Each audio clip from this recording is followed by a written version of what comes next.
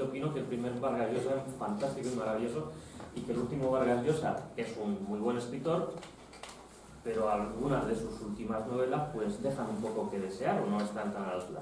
Pero es un fantástico escritor. Pero es que Atilio no quiere hacer nada, no quiere entrar a hablar del Vargas Llosa escritor, sino de algo que es muy interesante, que tiene que ver con este libro, también de Vargas Llosa, publicado recientemente, que es La llamada de la tribu.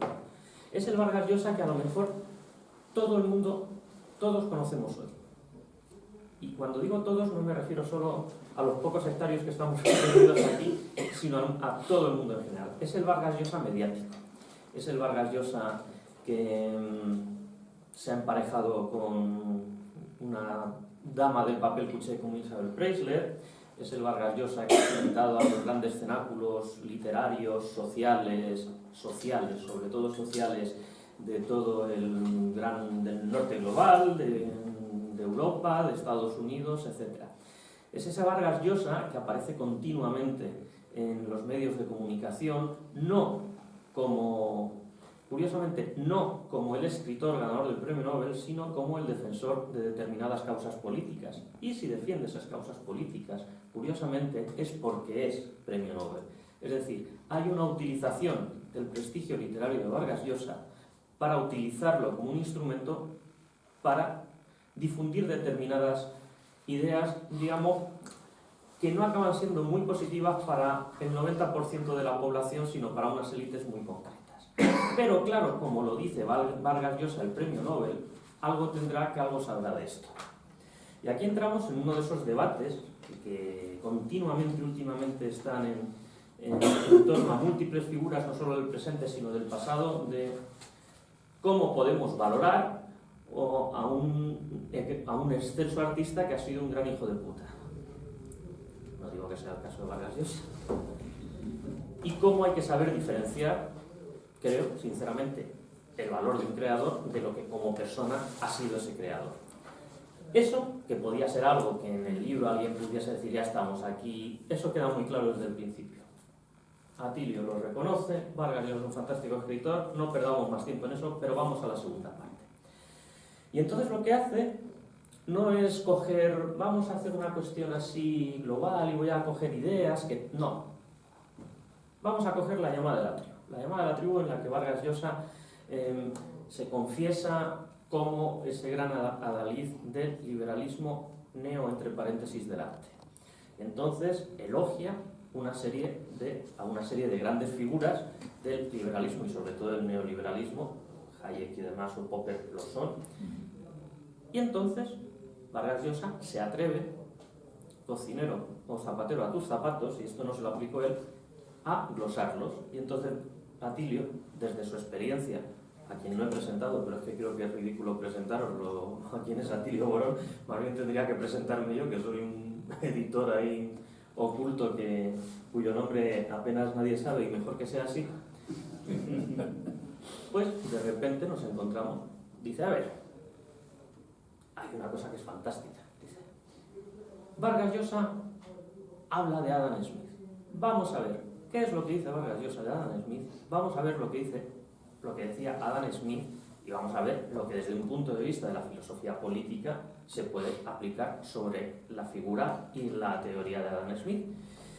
Y aquí es uno de los capítulos más reveladores porque no solo desmonta, y eso lo vuelve a repetir en otros autores todavía más, lo hace con Hayek, con Ortega, con Aron, etc., cómo el pensamiento político de Vargas Llosa está cogido con pinzas, como decimos aquí. Es decir, tiene unas ideas, pero ni las ha asimilado ni las desarrolla convenientemente y a veces las malinterpreta. En la sociedad en la que vivimos, algo absolutamente normal de lo que vemos en los grandes medios a diario. Pero insisto, lo curioso cuando empieza, por ejemplo, en el caso de Adam Smith, ya no solo es que desmonta, lo contraataca y desmonta con argumentos lo que dice la defensa que hace Vargas Llosa de Adam Smith. Lo más revelador es que dice, no solo Adam Smith, es que buena parte de los liberales y de los neoliberales que están con Adam Smith todo el día en la boca no han leído a Adam Smith, o si no han leído, no han entendido nada. Es más, no solo no han entendido nada, sino que han puesto en boca de Adam Smith cuestiones que Adam Smith nunca dijo, y que si Adam Smith resucitase hoy se volvería a la tumba de cabeza. Probablemente se llevaría con él a la tumba pues a unos cientos de miles de sus supuestos defensores. Porque claro, yo me quedé muy sorprendido, reconozco yo vengo del campo de la historia del arte medieval, ahí queda eso. Entonces hay cuestiones a las que con mis 20 años de dedicación editorial y con mi curiosidad innata y demás, pues vas leyendo y vas profundizando. Pero claro, cuando veo que Atilio dice lo de la mano invisible del mercado, pues esto Adam Smith no lo dijo nunca, más o menos. Dice dos veces y además lo dijo de una manera muy distinta a cómo es esto. Entonces te empiezas a decir, madre mía. Claro. Pero lo que queda es lo que se dice en los medios y lo que queda además luego es el contenido de un libro como este. No lo sacamos aquí porque sea de la competencia ni nada, sino por el libro en sí, por el contenido, por lo que supone este gran elogio de las causas liberales, de las causas neoliberales, para decir que lo que hay aquí, que es un magnífico instrumento de propaganda del neoliberalismo, es un instrumento que carece de la argumentación y de la solidez que debe tener cualquier ensayo de corte más bien de corte político. ¿Qué pasa? Pues que este libro, por ser de Vargas Llosa, seguramente haya sido leído por bastantes miles de personas en todo el mundo hispanohablante y no hispanohablante, y que además, como le conocen, como le ven en televisión, como sale en el papel cuché, como está en todas las refriegas en este país, pues bueno, pues algo sabrá, porque es un intelectual, que ese es otro tema muy interesante. Claro, el daño que hace este libro, y no me refiero a este libro, el daño que hace Vargas Llosa, que es lo que Atilio trata de rebatir, y creo que con toda la razón del mundo, es cómo precisamente la instrumentalización de una figura de relieve literario para promover unas determinadas ideas políticas está causando un mal muy grande en todos los proyectos progresistas de América Latina. No hay que ya sabemos cómo está América Latina en estos momentos y cómo cualquier proyecto que ha tenido visos de cambiar la realidad o de buscar vías nuevas, etcétera, etcétera, ha acabado siempre pues con supuestas elecciones o no elecciones, golpes de estados encubiertos o cualquier cosa coartado, y siempre apoyado por ideas similares a las que hay aquí. Pero es que no hace falta irse a América Latina, solo tenemos que ver el papel de Vargas Llosa en este país a la hora de defender determinadas cuestiones políticas. Y no solo en relación con el asunto Cataluña, sino con relación con todo. Es decir, Vargas Llosa, ¿a qué partido buscamos ahora mismo? ¿Con quién identificamos a Vargas Llosa? Está claro, con Ciudadanos, porque es uno de los que más ha estado utilizando ahí. Además, Vargas Llosa tiene un cierto pedigrí, que viene de la izquierda, que además no es una derecha rancia, y cuando digo derecha rancia la estoy aplicando al contexto español. Entonces algo tendrá que decir, a lo mejor tienes razón, pues no, pues resulta que ese Vargas Llosa, que ya no se limita a escribir, sino que además tiene una actividad política clara en la que participa y demás, acaba siendo un peligroso elemento, un peligroso instrumento de difusión de unas ideas, cuando menos vamos a llamarlas nocivas. Y que lo único que acaban defendiendo son a las mismas élites que nos han traído a donde estamos, que nos conducen irremediablemente al borde de un abismo en el que yo creo que el borde ya lo hemos pasado hace un poco tiempo y estamos un poco empezando a una peligrosa caída libre, y eso es lo que viene a decir Atilio. Todo este pequeño resumen, que ahora os acabo de desmontar el libro, pero que para nada, porque además Atilio, lo bueno que tiene además, y Atilio también esto está bien, es que esto no solo son 4 ideas que se le han ocurrido a él, es que las va argumentando, las va razonando, y les va oponiendo a cada supuesta idea de Vargas Llosa una serie de ideas realmente bien estructuradas de lo que realmente querían decir y querían defender esos supuestos adalides del liberalismo que dice Vargas Llosa. Con lo cual, este libro no solo es un desmontaje de la figura política de Vargas Llosa, sino también es un desmontaje de las ideas, de las ideas difundidas de manera muy banal y superficial, porque así calan mejor, del neoliberalismo vigente en buena parte de todo el mundo occidental. Y el libro se lee además fantásticamente bien, es un libro amenísimo. Yo entiendo, a ver, quien os habla es un editor que entiende por ameno leerse la historia de Amiano Marcelino en vacaciones, o sea que entiendo que mi concepto de amenidad es un poco raro. Pero mi mujer, me acuerdo siempre la primera vez que fuimos de vacaciones, dijimos, bueno, yo no llevo estos libros, yo estos, podemos compartirlos. Yo le dije, bueno, ¿cuáles te vas a llevar? Estos, me dijo, no, me llevo los míos. O sea, que entiendo que mi concepto de amenidad puede estar bajo sospecha, pero no es en absoluto nada de eso. Es un libro que se lee muy bien, es un libro que está explicado con gran claridad conceptual, con una brillante sintaxis. Es un libro que tiene un capítulo, porque además, aparte de los capítulos, para mí uno de los capítulos más importantes es precisamente el último, el de liberalismo, liberismo y democracia. El análisis de una relación infeliz, que no deja de ser un poco el resumen de todo lo que pretendes plantear, y que es un libro de combate y de lucha en el mejor sentido de la palabra. Es un libro que no porque lo diga el editor, porque el editor siempre va a decir que es un libro interesante y que conviene no solo leerlo, sino comprarlo y que lo difundáis a vuestras amistades y que lo compren vuestras amistades, etcétera, etcétera, sino que es un libro muy necesario para aclarar conceptos y sobre todo para dar herramientas intelectuales, herramientas conceptuales para precisamente combatir lo que los poderes que están detrás de los gobiernos y de los medios de comunicación de este magnífico sistema en el que vivimos tratan de difundir. Y después de esta pequeña introducción, y perdón por haberme alargado, dejo la palabra a Tilio, que creo que es quien tiene que contar cosas para que luego pues podamos establecer un debate, un coloquio o lo que queráis. Y nada más, o sea que Atilio, todo tuyo.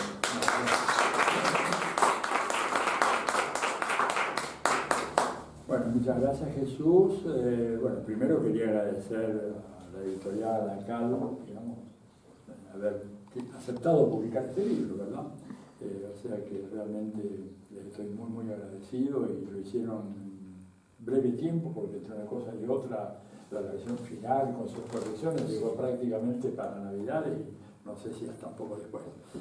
Y acá lo tenemos el libro. Y enseguida, bueno, agradecerle a ustedes la presencia. Para mí es muy importante esto y voy a tratar de explicar por qué. Primero, por qué escribir sobre Vargas Llosa, que es la pregunta que todo el mundo me ha hecho. ¿Cómo? Porque yo estoy trabajando en realidad en el segundo tomo de la América Latina, una geopolítica del imperialismo, que es un libro cual ha surgido una investigación de largos años.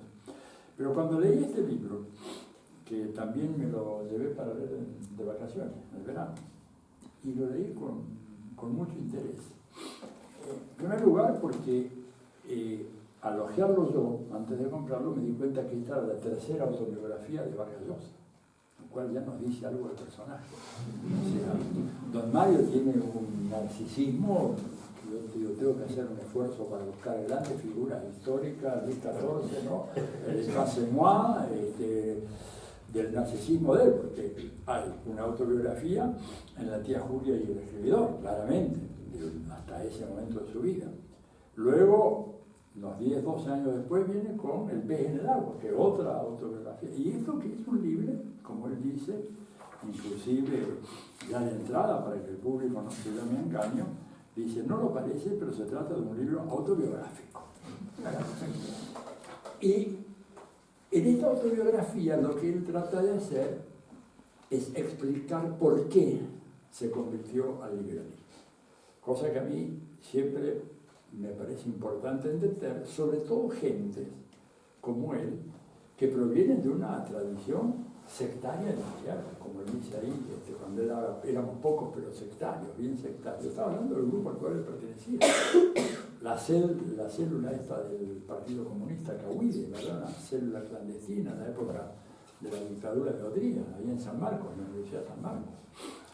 Y un hombre que, con el paso del tiempo, se convierte en la gran figura, el más importante divulgador del liberalismo, del neoliberalismo, como le queramos llamar, del mundo contemporáneo. Vosotros tenéis aquí en esta ciudad de Madrid el ícono más importante a nivel mundial no hay ni siquiera en el mundo angloparlante una figura que sea un intelectual público de masa que llegue, digamos, al conjunto de la población, a grandes sectores de la población, como lo hace Vargas Llosa con el público hispanoparlante y no solo hispanoparlante, porque las intervenciones de él, publicadas originariamente acá en el país, luego se reproducen así como reguero de pólvora por toda América Latina, se traducen incluso a otras lenguas y aparece, digamos, como el gran defensor y argumentador del liberalismo como el único camino para salir, digamos, evitar caernos en la llamada de la tribu, que es lo que le da el título de ese libro.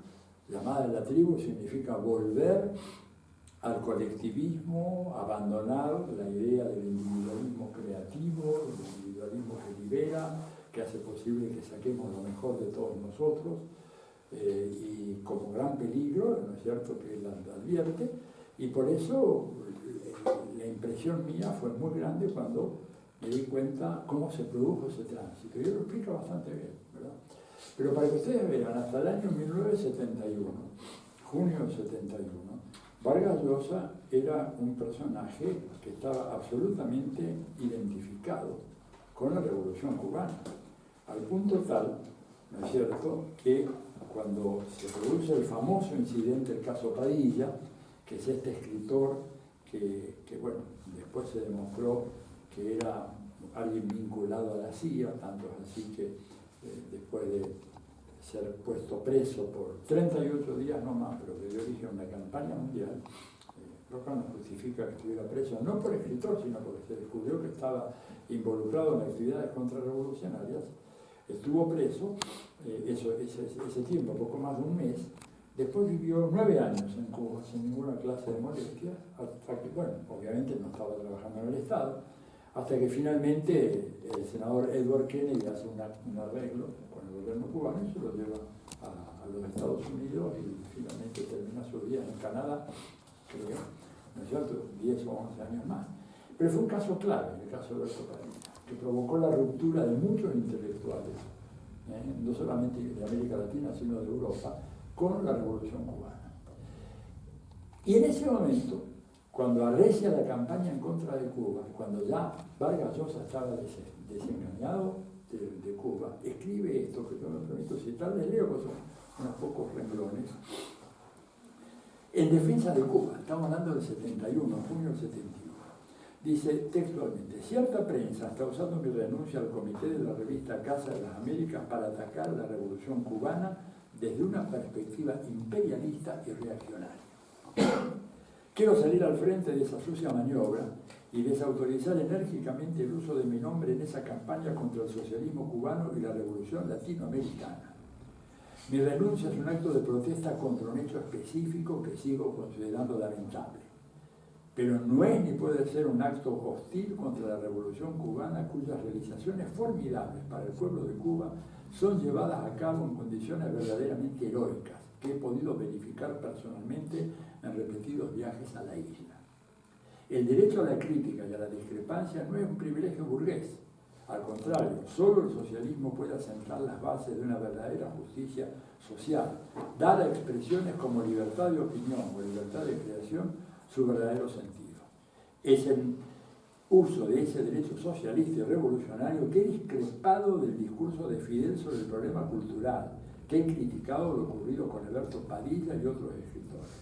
Lo hice cuando los acontecimientos de Checoslovaquia y lo seguiré haciendo cada vez que lo crea legítimo, porque esa es mi obligación como escritor. Pero que nadie se engañe. Con todos sus errores, la revolución cubana es, hoy mismo, una sociedad más justa que cualquier otra sociedad latinoamericana, y defenderla contra sus enemigos es para mí un deber más apremiante que honroso. Se escuchó, ¿no? Así termina ya. Esta es una entrevista que se publica en la revista Caras y Caretas de Lima, ¿verdad? Una entrevista que hizo César Hildebrand, los peruanos conocerán a ese personaje, ¿verdad? Pero esto es de junio del 71. ¿Qué pasó luego? ¿Por qué un hombre que escribe eso, que yo podría suscribir hoy textual, que quita el caso Padilla, que ya está, como él mismo dice Vargas Llosa, ya nadie se acuerda de eso, y lo suscribimos? ¿Qué le pasó? Bueno, a mí me interesaba no solamente por Vargas Llosa, sino porque este síndrome del intelectual de izquierda que se convierte en un apologista a la derecha está lejos de ser una patología de Vargas Llosa. Un caso para mí escandaloso, más todavía que el de Vargas Llosa, es el del filósofo Lucio Coletti, gran filósofo italiano, uno de los grandes pensadores marxistas de la segunda mitad del siglo XX, que ha escrito numerosos textos de filosofía de gran nivel, ¿verdad? Entre ellos dos volúmenes, El marxismo y Hegel, que es realmente una obra maestra de la filosofía del materialismo histórico, y que termina, ¿verdad?, sus días como diputado del partido de Berlusconi, de Forza Italia. Sí, por lo menos este todavía no está de diputado. Por ahora, por ahí lo ponen. Por ahí aparece en la lista, ¿no es cierto? No, todavía no, pero vamos a dar un par de años. Pero Coletti, pero además Coletti era un filósofo. ¿Verdad? Cosa que no es Vargas Llosa. Vargas Llosa es un hombre culto, ¿verdad? Pero no es un filósofo. La filosofía política no es su campo, claramente se nota, ¿verdad? Pero bueno, se pegó este salto. O María Antonieta Malchiocchi, lo mismo en Italia, para tomar Italia, y tantos casos en América Latina, ¿verdad? Tenemos nosotros conocidos de personalidades que han dado el salto. Vargas Llosa lo explica de alguna manera. Dice, la desilusión con lo de Checoslovaquia, un viaje a la Unión Soviética en donde la fuente que pone es increíble. Una persona de su nivel dice, bueno, hablé ahí con un intelectual que ya bastante pasado en copas me dijo que lo único importante que había hecho la Unión Soviética era favorecer a los intelectuales adictos al régimen y nada más, que el pueblo estaba hundido en la miseria. Lo cita como una de sus fuentes, lo cual habla evidentemente de eso. Pero además lo más sorprendente, dice, lo que me ayudó a comprender todo esto, fue un proceso largo, dice, ¿no? Fue un proceso largo, que es interesante eso. Yo un poco trato de hacer la crónica de eso, pero dice, fueron 2 cenas que yo tuve con 2 personajes realmente impresionantes. Una con Margaret Thatcher, junto con otros intelectuales ingleses, y la otra con Ronald Reagan. Cuando él habla de esa cena, ¿verdad?, o cuando habla de Margaret Thatcher y su gobierno, habla de que fue una verdadera revolución hecha dentro de la más estricta legalidad contra las fuerzas oscuras y reaccionarias que impedían que Inglaterra accediese plenamente al desarrollo, a la modernidad, al siglo XX, digamos, y condena las huelgas y movilizaciones, sataniza a los obreros de las minas del carbón, que los pone como los dinosaurios que impiden el progreso de Inglaterra, y que ella, con su coraje y con su fuerza, llevó adelante una revolución, ¿verdad?, que acabó con todo aquello, y dice, en pocos años convirtió la señora Thatcher en Inglaterra en la sociedad más dinámica de Europa. Un diagnóstico absolutamente falaz que puede ser desmontado fácilmente, pero bueno, no es lo suyo, lo dice él. Él es un ideólogo, un propagandista, ni siquiera es un ideólogo, un propagandista.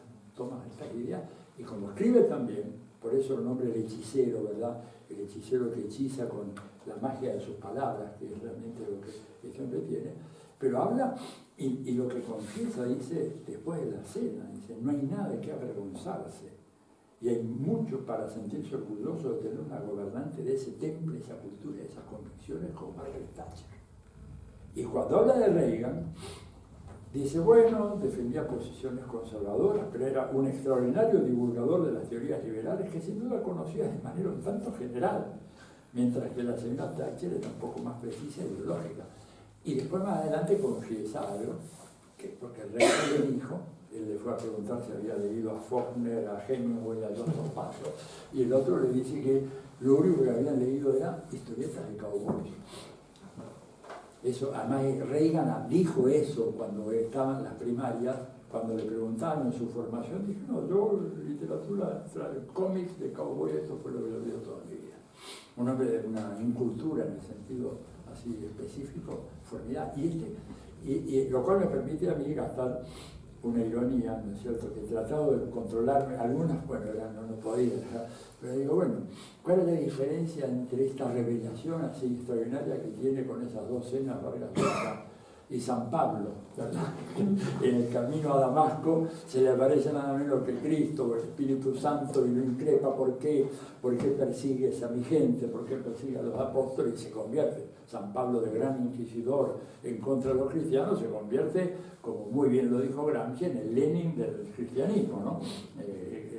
Gramsci trabaja mucho esa idea, San Pedro, la iglesia, Lenin, y Pablo, el partido, y el organizador, y el movilizador, y el agitador. Bueno, pero la revelación se la dan Thatcher y Reagan, ¿verdad? Lo cual habla de una, no sé qué decir, digamos, una mediocridad, un paso en falso. Podrían no haber contado esa historia, pero bueno, evidentemente él está orgulloso de todo eso, ¿no es cierto? Entonces, bueno, a mí, y esto me lleva a mí un problema que a nosotros hoy nos atañe, y es muy importante, y es, bueno, ¿qué pasa con los intelectuales de la izquierda? ¿Qué pasa, digamos, con ese ataque persistente que tiene el intelectual de izquierda en América Latina y en Europa y en otros continentes, sobre todo América Latina y Europa y por supuesto Estados Unidos, sometido a las presiones del mundo académico, porque en la medida en que los intelectuales van siendo incorporados al mundo académico, cosa que antes no ocurría, era una novedad, digamos, de los últimos, pongámosle, 70, 80 años, después de la Segunda Guerra Mundial. Antes los intelectuales no se preocupaban por tener una cátedra universitaria. Hoy se preocupan, ¿verdad? Y al estar involucrados en la universidad, caen en las redes de lo que es toda la parafernalia de normas, regulaciones, preceptos y requerimientos que hacen que sostener un pensamiento crítico sea muy, pero muy difícil hoy por hoy para cualquiera que está en el mundo académico. O pueden hacerlo solamente algunas figuras súper consagradas que tienen una enorme autoridad y que son intocables, tipo Noam Chomsky, por ejemplo, en Estados Unidos, que puede decir lo que quiere. Pero él mismo decía que él pudo empezar a decir lo que quería una vez que tenía la famosa tenure, o sea, la definitividad en su cargo en el MIT, porque aquel que no lo tiene, bueno, pues rápidamente es excluido de la vida universitaria y tiene que trabajar, digamos, como chofer de Uber. Esa es la realidad. Entonces, todo este tema de los intelectuales y de un problema que nosotros tenemos, y es que podemos tener grandes intelectuales, que creo que la izquierda lo tiene, ¿verdad? Está hablando del mundo europeo, latinoamericano, estadounidense, pero no son intelectuales públicos. Son intelectuales que orientan su discurso fundamentalmente hacia el medio académico o hacia círculos muy, muy cerrados.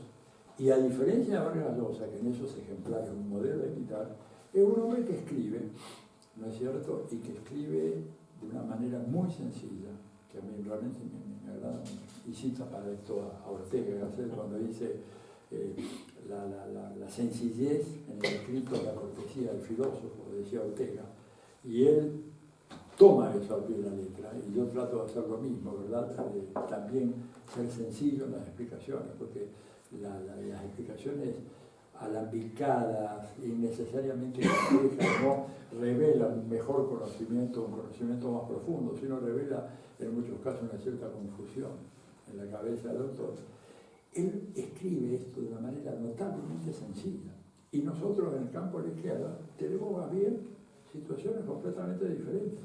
Tomen ustedes, por ejemplo, a un enorme intelectual como Slavoj Žižek, pero bueno, ¿quién puede leer a Žižek salvo los estudiantes de postdoctorado de alguna de las universidades europeas, americanas? Esta es la verdad.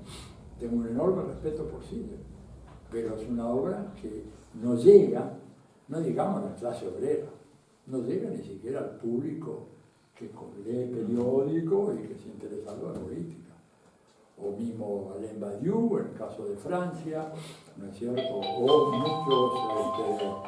O muchos autores, ¿verdad?, en América Latina, que tienen un nivel de complejidad en su razonamiento que hace que choquen inmediatamente contra el público interesado. Por más que el público esté muy interesado, pero que no está en condiciones de asimilar eso. Y yo creo que si hay algo que yo aprendí, digamos, al leer este libro, fue tratar de imitar un poco esa sencillez del escrito de Vargas Llosa. hacer un texto que sea legible. Yo decía, esto tiene que... Es un texto que yo tengo que hacerlo a un trabajador, ¿no es cierto?, no calificado en Buenos Aires o en Lima, en Río de Janeiro, de donde sea, y la persona es una ama de casa de una favela brasileña, tiene que poder entender lo que digo.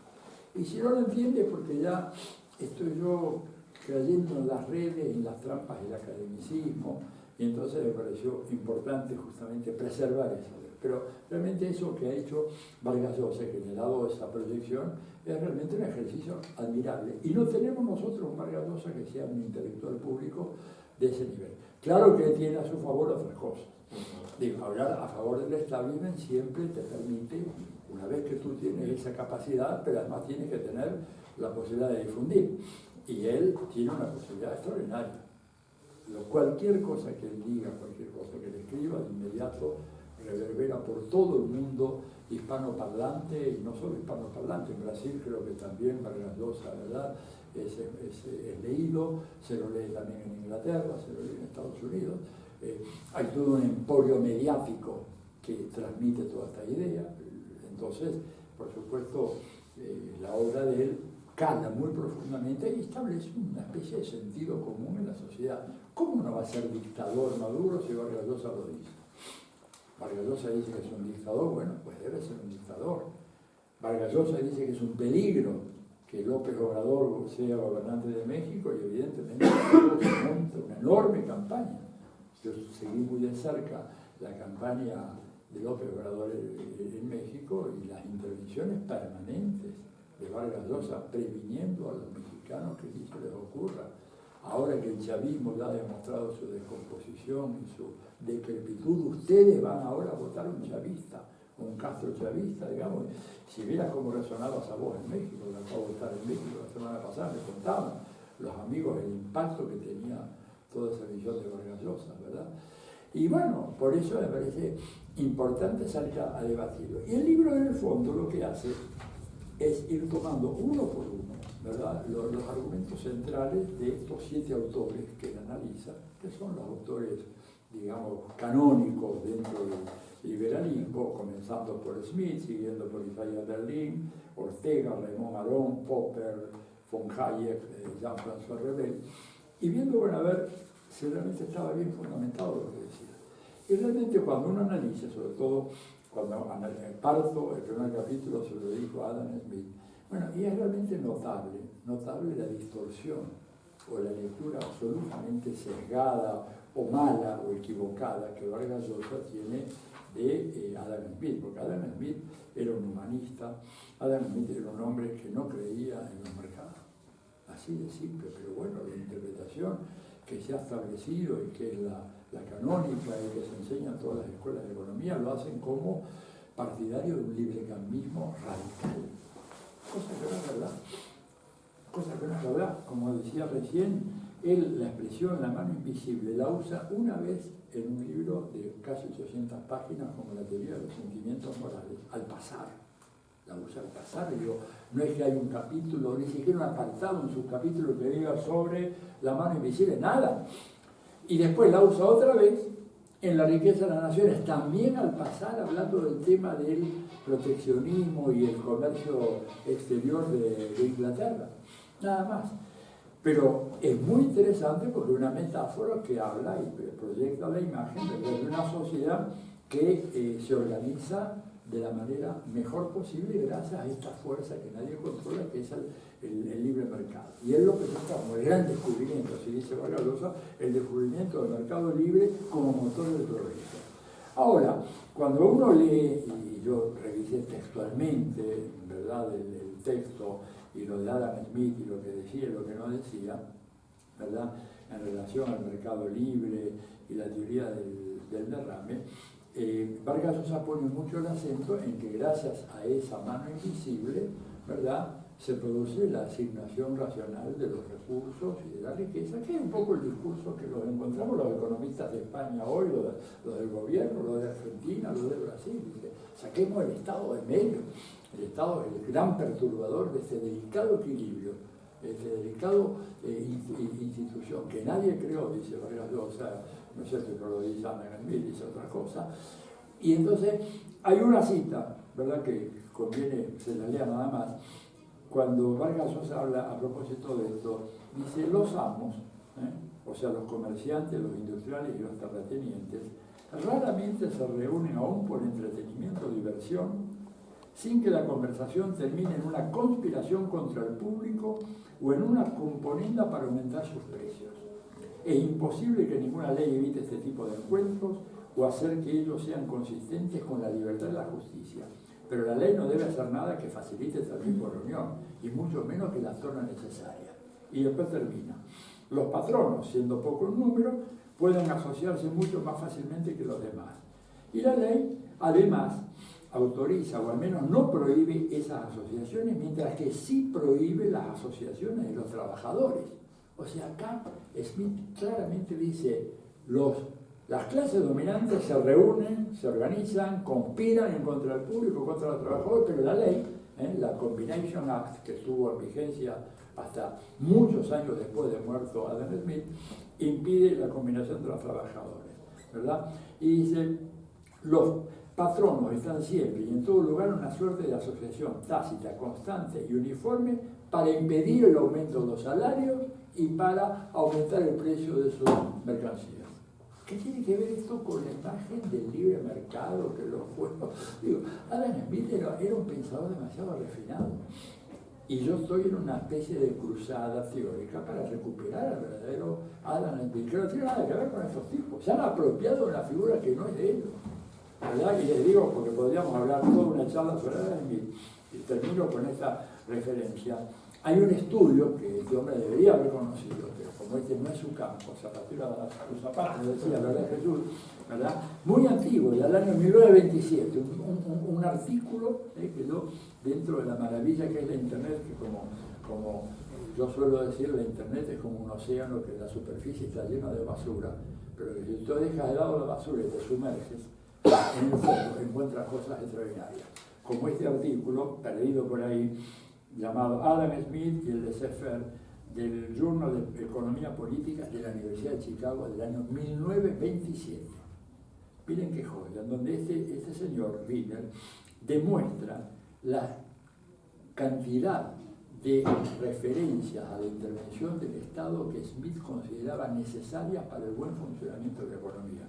Les leo unas poquitas porque no es el tema, ¿verdad? Dictar leyes de navegación, ¿verdad?, que tengan en cuenta la defensa nacional, que es más importante que la riqueza. Adam Smith decía eso. Que los salarios deben pagarse en dinero y no en especies. Vayan a hablar del libre mercado. No, hay que pagar en dinero, ¿verdad? Que el papel moneda debe estar regulado por el Estado. En Estados Unidos todavía hoy este reclamo de Adam Smith no se cumple, porque la Federal Reserve Board, el Banco de la Reserva Federal, es un banco privado, que es el que emite los dólares, dice cuántos dólares va a emitir y cómo los va a vender y a las tasas de interés. O sea, Adam Smith estaría en contra hoy, ¿no es cierto?, de la Reserva Federal de los Estados Unidos, ¿verdad? Después, incentivos para promover el desarrollo de la industria textil, obras para facilitar el transporte, regulación de las sociedades joint stock, o sea, sociedades de acciones, y además, fíjense, restricciones gubernamentales en las tasas de interés que aplicadas a los prestatarios, estas regulaciones, para compensar la estupidez del inversionista, así dice Adam Smith, ¿no? Es una traducción literal del inglés.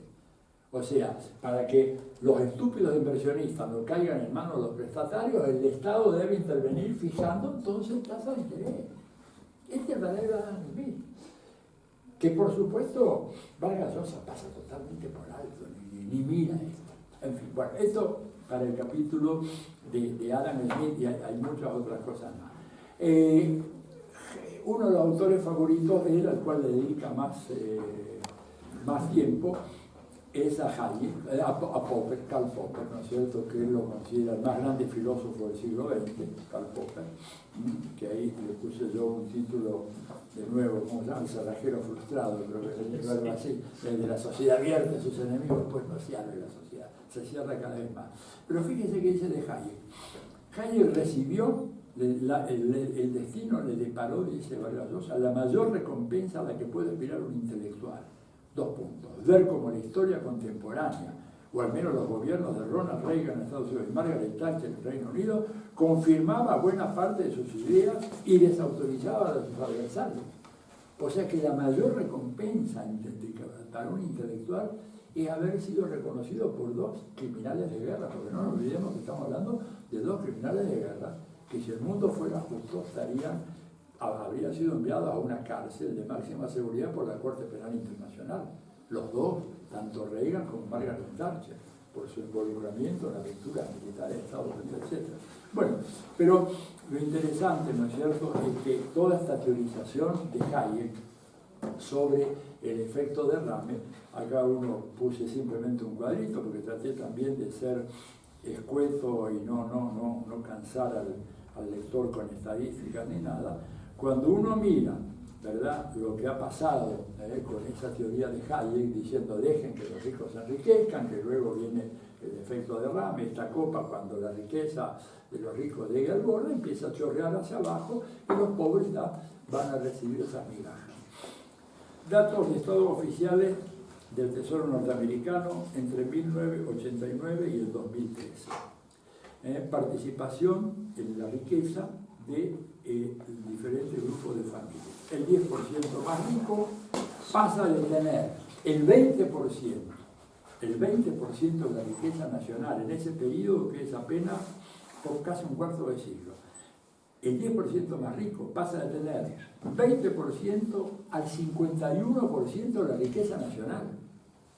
O sea, ¿qué derrame ha habido ahí? Al contrario, ha habido lo que Marx había pronosticado en el Capital, concentración de la riqueza y de la renta, en un periodo de 25 años no más. El sector formado por entre los 10 y 50% más pobres, lo que podemos decir las capas medias, pasan de tener el 9% al 15% del ingreso nacional. Y el 50% más pobre, ¿verdad?, comienza el periodo en 1989 teniendo el 1% de la riqueza nacional y después de 24 años ininterrumpidos, casi un cuarto de siglo, sigue teniendo el 1% más rico. Acá tienes el cuadro si quieres hacer ¿verdad? Es impresionante. Ahora, a pesar de esto, ¿verdad?, a pesar de esta constatación empírica que invalida, falsifica la teorización que hace Hayek, porque este cuadro tendría que ser al revés, tendríamos que tener al 10% más rico, ¿verdad?, al 10% más rico disminuyendo su participación y al 50% más pobre subiendo. Esto demuestra que la teoría es completamente falsa. Sin embargo, aparece como un dato de sentido común, como algo elemental, es obvio que los ricos, ya en el hartazgo que les produce su riqueza, dejan que los pobres, bueno, puedan ir recibiendo las migajas. Y hay otros datos, no los quiero abrir, hay intercaladas muchas cifras, digamos, porque la verdad siempre es concreta, ¿verdad? Acá no se trata de una discusión argumento contra argumento, sino argumento contra datos de la realidad incontratables, ¿verdad? En relación a todo esto, ¿verdad?, este cuento, los estudios que ha hecho la Oxfam, esta ONG británica, que es realmente internacional, que presenta todos los años ante la reunión de Davos, la cumbre del empresariado mundial, ¿no es cierto?, demuestran de que en el año 2016, por primera vez en la historia de la humanidad, el 1% más rico llegó a tener más riqueza que el 99% de la población mundial. O sea que este periodo neoliberal ha producido una concentración de riqueza, de ingresos, de rentas sin precedentes en la historia mundial. Seguir confiando en las políticas del neoliberalismo o del liberalismo seco, ¿verdad?, para lograr el progreso es realmente simplemente un acto de fe que no tiene nada que ver con la realidad, no tiene ningún fundamento de la realidad. Un par de otras cositas, ¿verdad?, para dar lugar a una discusión. El mismo Vargas Llosa reconoce que algunos de los autores predilectos por él no son precisamente partidarios de la democracia, ¿verdad? Y dice, bueno, algunas de las convicciones de Hayek son difícilmente compatibles por un auténtico demócrata como es una dictadura que practica una economía liberal. Dice, eso no es demasiado bueno, pero en general casi todos estos autores que menciona, ninguno hace realmente una apología de la democracia. Y creo que es lo que de alguna manera yo procuro retomar en el capítulo final del libro, donde trato de anudar todas estas cosas y planteando lo que es esta gran estafa ideológica que ha sido el liberalismo, al presentarse como si fuera el reverso necesario e inexorable de la democracia. De hecho, son dos doctrinas que tienen fundamentos distintos y que tienen objetivos distintos. El liberalismo, como reflexión filosófica integral, arranca en la pluma de John Locke, ¿verdad? La segunda, finales del siglo XVII, después de la gran revolución parlamentaria en Inglaterra, y básicamente una doctrina que trata de establecer la primacía de los derechos del individuo por encima de la opresión y las restricciones que impone el Estado o la autoridad. Una reacción a Hobbes, que Hobbes planteaba el despotismo estatal como forma de garantizar el orden social en el contexto de la guerra civil inglesa. Hobbes no era ningún tonto, ¿verdad? Así que lo de él tenía un sentido, pero ya en 1689, un siglo antes de la Revolución Francesa, estabilizado el dominio parlamentario por encima de la monarquía absoluta en Inglaterra, Locke dice no, lo importante es que el Estado simplemente garantice la libertad de los individuos, que los individuos puedan hacer las actividades económicas que quieran, profesar la fe que desean y que el Estado intervenga lo menos posible. Esa es la doctrina liberal. Y luego perfeccionada en Estados Unidos con esa brillante generación de los que llaman los padres fundadores, Hamilton, Jefferson, Hay, todos aquellos, ¿verdad? En donde básicamente plantean para los Estados Unidos constituir una nueva nación, ¿verdad? Por supuesto que arrasando con los bárbaros de los pieles rojas, las tribus originarias, ¿no? Eso no se dice, pero está ahí como un dato fundamental a tener en cuenta, el genocidio planificado de los pueblos originarios de Estados Unidos, todo en respeto a la libertad individual y fundamentalmente hacer que, como decían los creadores de la Constitución de los Estados Unidos, que el pueblo pueda gozar de todas las garantías y todas las libertades posibles. Y que la misión del Estado es garantizar eso, nada más que eso, ¿verdad? Ahora, es bien interesante que ni el texto original de la Constitución de los Estados Unidos, ni en ninguna de las enmiendas posteriores, ¿verdad?, que fueron hechas al texto original de la Constitución, se menciona jamás la palabra democracia. Entonces, qué curioso que un corpus teórico, en donde se supone que liberalismo y democracia son el anverso y el reverso de la misma moneda, resulta que hasta el día de hoy, revisa la Constitución de los Estados Unidos, la palabra democracia no existía. ¿Por qué? Porque en ningún momento se plantearon construir una democracia. Y yo cito, un poco me solazo metiéndome en esa famosa intervención de Hamilton, que era una figura extraordinaria. Porque estamos hablando de hombres de una talla fuera de lo común, ¿no es cierto? No cualquier pensador. Hamilton es el fundador del proteccionismo en teoría económica, no es List. List era un profesor de economía. Hamilton fue el primer secretario del Tesoro de los Estados Unidos. Y yo me acuerdo de esa frase de Marx cuando decía la diferencia entre los ingleses y los alemanes, que los alemanes hablan mucho sobre los sombreros, pero los ingleses fabrican sombreros, ¿verdad? Eso dice Marx ahí en un pasaje del Capital. Y bueno, List era un profesor alemán de economía que enseñaba economía y abogaba por el proteccionismo, pero Hamilton fue el proteccionismo que aplicó, ¿no es cierto? Y que le manda una carta a la corona británica diciéndole, sí, libre comercio con ustedes cuando tengamos la misma fortaleza económica que el Reino Unido, no antes. Textual. Bueno, vete Hamilton en una cena, entre los notables, estamos hablando de propietarios de esclavos, por otra parte, no nos olvidemos de eso. El origen esclavócrata, por eso el comandante Hugo Chávez se ponía de tan mal humor cuando equiparaban la figura de Washington y Bolívar. Decía, sí, libertadores ambos, pero Bolívar liberó a todos sus esclavos y Washington los mantuvo, y Jefferson los mantuvo, no solo los mantuvo, sino que se solazó con algunas de las esclavas, ¿verdad? Bueno, pero en esa cena Hamilton dice, el diseño de la Constitución tiene que ser hecho de tal manera que evite que la gran bestia que debe ser domada pueda tener voz y voto en los asuntos públicos. La gran bestia eran los campesinos, eran los farmers, los agricultores de Estados Unidos en ese momento. Bueno, ese es el espíritu del liberalismo.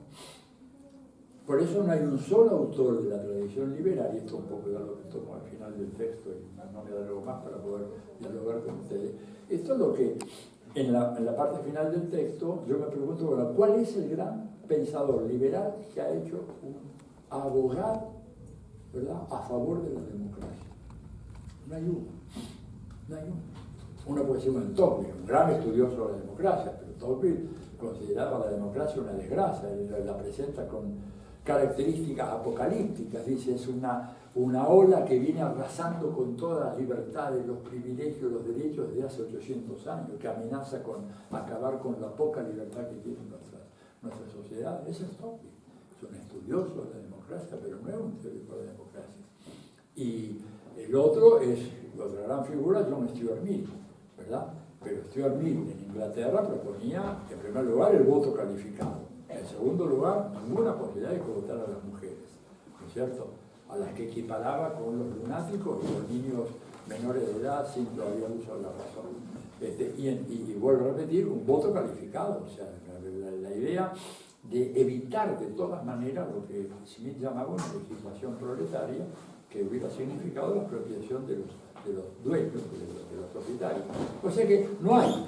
Por eso, digamos, todo esto es una enorme trampa ideológica, pero que ha tenido una eficacia extraordinaria. Y por eso creo que el libro, y termino con esto, mi obra, creo que básicamente puede servir, ¿no es cierto?, para los cursos de teoría política, porque ahí analizo uno por uno estos grandes autores, que son los fundamentos, ¿verdad? Y ver la futilidad, por ejemplo, de una obra como la de Popper. Popper escribe casi 500 páginas sobre la sociedad abierta. Y al final de la obra nos dice que, bueno, invirtamos en educación, que de esa manera la sociedad se hará más igualitaria. Pero si tenemos llenos de taxistas, choferes de Uber, kiosqueros, así decimos en la Argentina, graduados universitarios, ¿desde cuándo la universidad se ha convertido, o la educación, en la llave maestra de acceso a una sociedad más igualitaria? Piensen en Estados Unidos, un dato que ahí pongo ahí al pasar. ¿Cuánto cuesta para una familia de clase media enviar a un hijo a un college, o a una hija a un college? Si es un college de primer nivel, que es el que corresponde, porque si va uno de baja calidad, después las posibilidades de empleo se reducen bastante significativamente, y le sale mínimo unos 60 o 65 mil dólares al año. Promedio 2 niños, ¿verdad? 130 mil dólares al año. ¿Cuánto gana esa familia por año? Según los estudios de la Oficina del Censo de Estados Unidos, una familia blanca, clase media, está más o menos 55 o 60 mil dólares al año. O sea, esa familia no tendría que comer, que prender la luz, calentar el ambiente en medio de las nevazones que hay allá, y aún así tendría que endeudarse en otros 60 mil dólares para que los dos hijos vayan a la universidad. O sea, ya la vía esa está clausurada hace tiempo. Y ese proceso se está dando más paulativamente también en Europa, ¿verdad? El plan Bolonia y todo aquello significa de alguna manera ir transformando las grandes universidades públicas europeas en universidades aranceladas, privadas, pero al mismo tiempo en un contexto donde el capitalismo, producto de toda la revolución tecnológica e informática, cada vez requiere menos del tipo de personal que sale de las carreras universitarias. O sea que después de 500 páginas, Popper nos deja con una fórmula que podríamos haberlo utilizado eficazmente a principios del siglo XX en un país de América Latina, Argentina, Brasil, Chile, que ahí sí, en aquella época la educación era una vía de ascenso social y crear una sociedad un poco más igualitaria. En el mundo de hoy, eso directamente ya no funciona. Esta es la resolución que le da Popper. Por supuesto, aparte, bueno, de otras cuestiones que demuestran que, a pesar de que Vargas Llosa dice que es el más grande filósofo del siglo XX, realmente es una filosofía bastante elemental, que se parece demasiado a una justificación del capitalismo y nada más. Otros casos como el de Popper, gente que, al igual que Hayek, ¿no?, que provienen al principio de una tradición de izquierda y que luego rápidamente, un poco desilusionados, se pasan al otro bando. Bueno, esta es la historia básica que les quería contar y que está en este libro, El hechicero de la tribu, que repito, no tiene que ver con un juicio sobre las virtudes literarias de Vargas Llosa, que para mí sigue siendo uno de los grandes escritores hispanos del mundo hispano, de las letras hispanas, del siglo XX, sino con su labor como propagandista político que tan eficazmente ha hecho y que a mi manera de ver tanto daño ha hecho en la conciencia del público, no solamente en América Latina, sino en Europa y en buena parte del mundo anglosajón también. Bueno, yo dejaría aquí, así tenemos un momento de intercambio de ideas o de preguntas o de dudas. Muchas gracias por haber estado.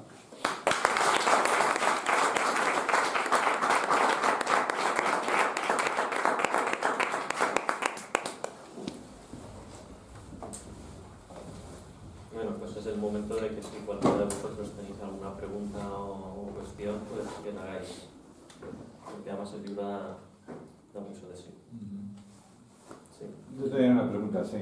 Hace unos años vino que hubo un movimiento en las universidades norteamericanas, no sé, y alguna inglesa también, vino un poco reflejado en la prensa, de que los estudiantes hicieron una huelga o un movimiento reivindicando que la economía que se enseñaba en las universidades era la economía capitalista y que hay otro tipo de economías, o sea, otro tipo de ciencias para estudiar, que no simplemente la historia de la economía, sino y que se sigue enseñando hasta ahora es la economía neoliberal imperante en todo el mundo.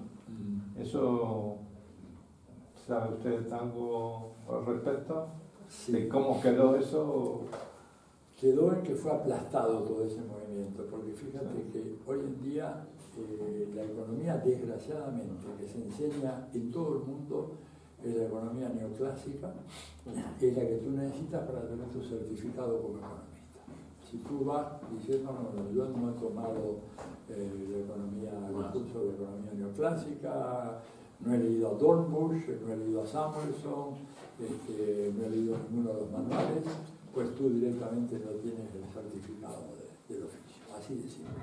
Esto inclusive yo lo he visto con mucha preocupación en Cuba, en donde cuando se produjo el derrumbe de la Unión Soviética, ellos antes estudiaban con los manuales soviéticos, esos que cariñosamente el Che Guevara llamaba los ladrillos soviéticos, porque tenían muy poco respeto por esos manuales de economía, ¿verdad?, que garantizaban de que la Unión Soviética no había llegado al comunismo, todo eso. El Che se moría de risa de eso. Pero desgraciadamente cuando desaparecieron los manuales soviéticos, aparecieron los manuales americanos. Y con eso están estudiando hoy en día los jóvenes estudiantes de economía de Cuba, con los profesores haciendo un esfuerzo para matizar lo que se viene diciendo ahí, pero lo que pasa es que en el fondo cuando tú tienes que aplicar por un trabajo o conseguir un empleo, te van a ver pares que van a preguntarte cómo ves la curva de diferencia o la curva de Phillips o esto o lo otro, y si tú tartamudeas en ese minuto, pues tu destino está sellado como economista. Es una profesión que está absolutamente controlada, un paradigma único, no hay, digamos, alternativa. Por lo menos en la ciencia política vemos algunos que estamos en las orillas, pero estamos. Pero en economía es imposible. Entonces, ese es un problema, porque entre otras cosas hace que las jóvenes generaciones tengan que aprender y después desaprender lo que le enseñaron en la universidad y aprender la economía real, lo que es la economía real. Digo, tú puedes hacer un curso, un doctorado en economía hoy, inclusive en las universidades más progresistas. No te estoy hablando de una universidad de Opus Dei, te estoy hablando de universidades laicas, públicas, gratuitas, las que van quedando en América Latina, y aún en ellas predomina sin contrapeso la economía neoclásica. Digo, eso es una desgracia. Yo digo, el caso de México, por ejemplo, la Escuela de Economía de México. Ahí lo que puede hacer es que de repente hay un curso sobre teorías del imperialismo o teoría de la dependencia, en donde en un total de 4 años, que es decir, a razón de 2 cuatrimestres, de 8 semestres, y 4 materias por semestre, puede tener una materia en un cuatrimestre que trate de teorías de la dependencia, que es visto un poco como lo exótico, el exotismo, y algunos dicen, bueno, esto es propio de la peculiaridad de lo latinoamericano, esto no es un fenómeno real. Cuando el fenómeno del imperialismo y sus efectos, yo me atrevería a decir que es tan devastador en América Latina como en Europa. Y por eso lo que digo es una butad, pero a ver, cuando yo tomo 3 dimensiones del sometimiento al imperialismo, ¿verdad?, y las aplico a países como Francia, España, Portugal, Italia, mismo Gran Bretaña, ¿verdad?, y a los países de Europa, de América Latina, cualquiera de ellos, 3 dimensiones. Dependencia financiera, ¿verdad? La política económica de los países europeos es la política económica que dicta el Departamento del Tesoro de los Estados Unidos. Esto puede ser una aberración. Lo que pasa es que está mediatizada por el papel del Fondo Monetario Internacional, de ahí al Banco Central Europeo, y el Banco Central Europeo es lo que le dice a los españoles cuál es el presupuesto que pueden discutir, ¿verdad? Sí. Pedro Sánchez no pudo mandar en tiempo y forma el famoso presupuesto de gastos e ingresos del Reino, porque primero tenía que tener la firma del presidente del Banco Central Europeo. Y lo mismo Francia y lo mismo Alemania. Bueno, esto es dependencia. O sea, países que no tienen política económica independiente. Va de suyo que Europa no tiene ninguna política de defensa propia. La política de defensa europea es la NATO, y la NATO, como dijo una vez un autor en el New York Times, por ahí tengo la cita, el nervio y el corazón de la OTAN o de la NATO es el Pentágono. El resto es, digamos, un poco una comparsa que acompaña, pero en ese sentido los americanos son más frontales y brutales que nosotros, sobre todo que los latinos y que los europeos. Te dicen, es como cuando un médico te ve y te dice, no, mira, tienes 3 meses de vida porque tienes tal cáncer.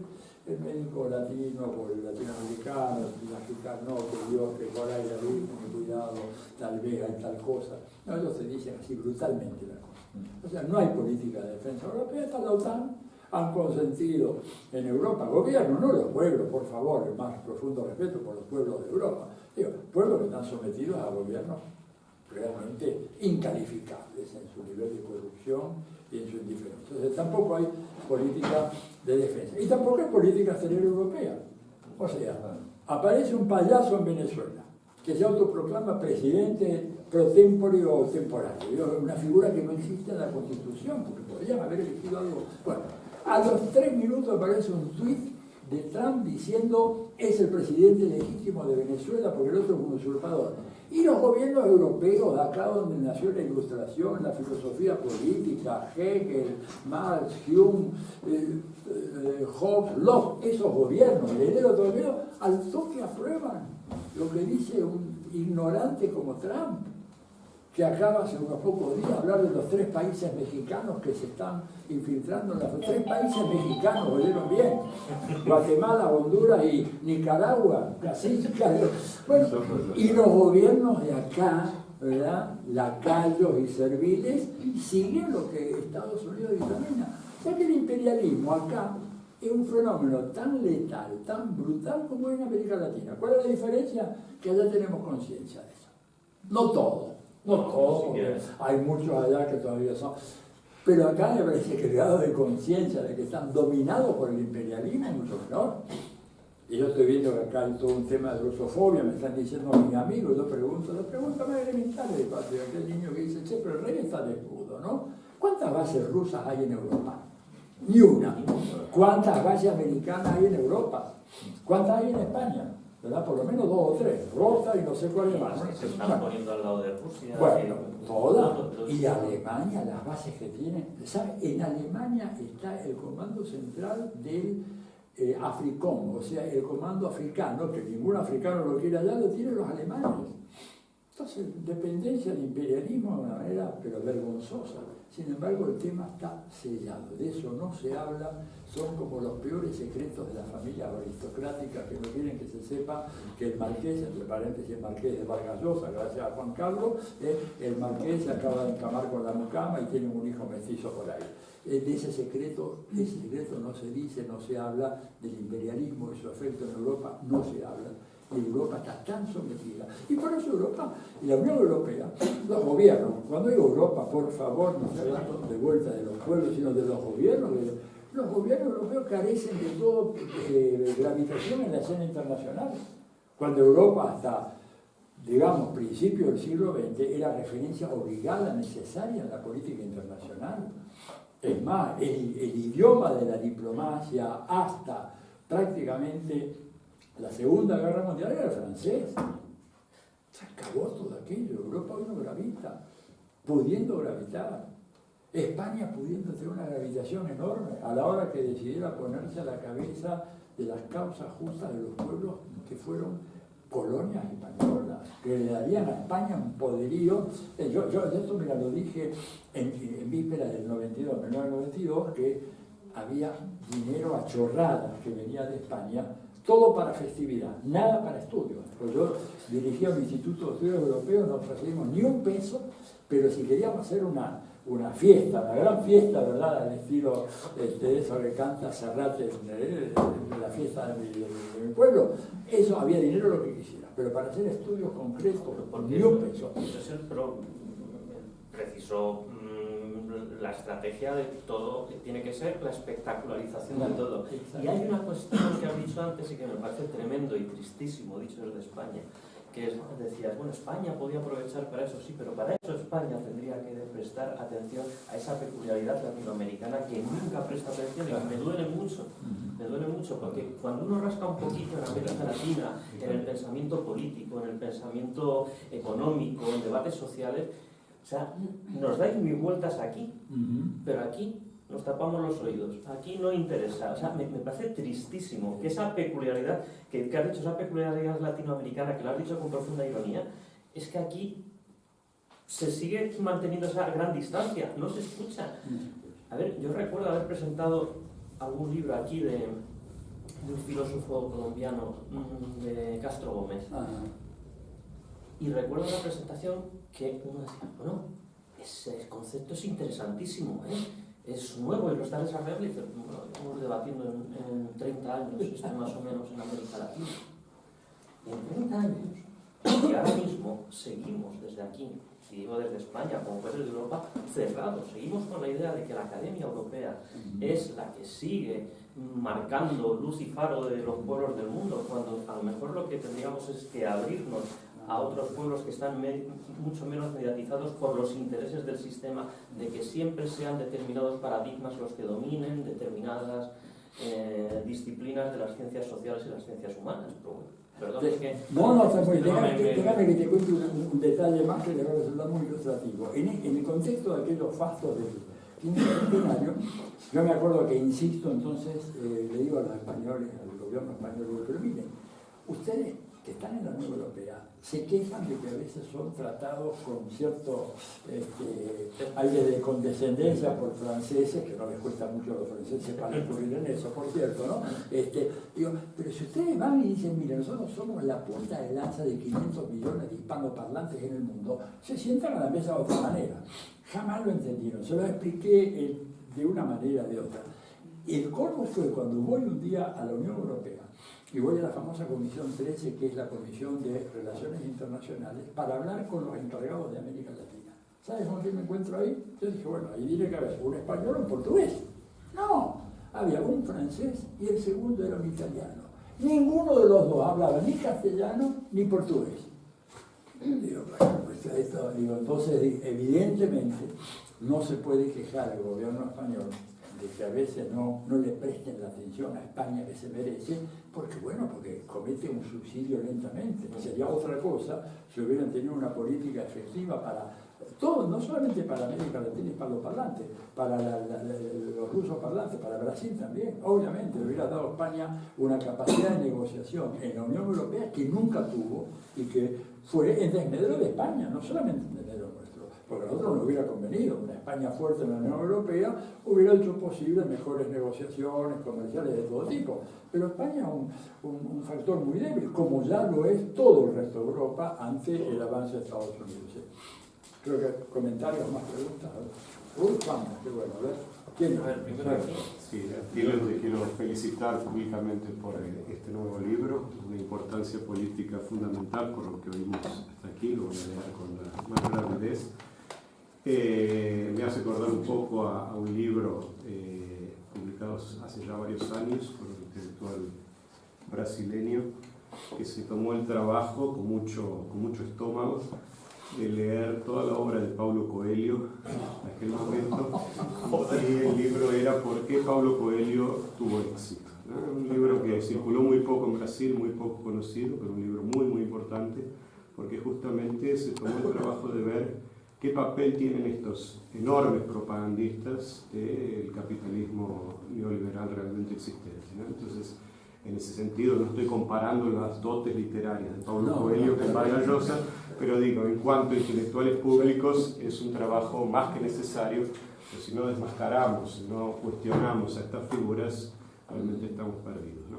Y volviendo a Vargas Llosa, una cosa que siempre me llamó mucho la atención es qué mecanismos, sin caer en teorías psicologistas, pero qué mecanismos llevan a que estas figuras, y Vargas Llosa, como vos bien dijiste, es uno de los tantos, que después de una militancia muy aguerrida de izquierda, de repente se dan la vuelta, y al dar la vuelta tiene una sobreactuación muy